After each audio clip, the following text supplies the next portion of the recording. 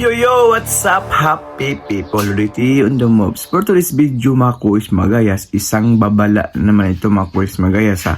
Dahil naglipaan naman yung mga isdang tamban o tuloy sa lugar ng Samal Island po sa may port area, mga kuis magayas, no? At alam naman po natin, pag may ganitong panyayari, ang kasunod po niyan ay lindol. Kaya mag-iingat po tayo.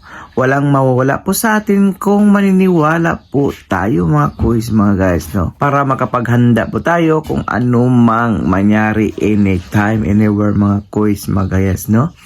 Dahil isa din itong palatandaan. Dahil wala naman pong mga gamit o kagamitan o mga machine na makapagtukoy kung kailan darating yung lindol, mga kuis mga guys, ha. Panoorin muna natin itong video. So without further ado, let's begin.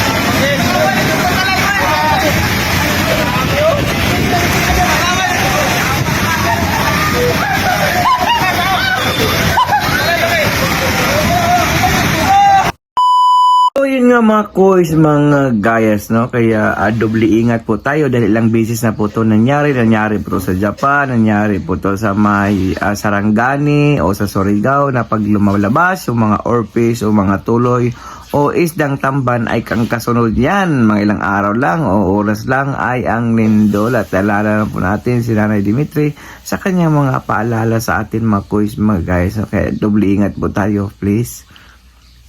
Dahil umabot ka sa dulo ng ating video, may karapatan ka pong mag-like, share, and subscribe. So for now, I'm God bless all. Peace.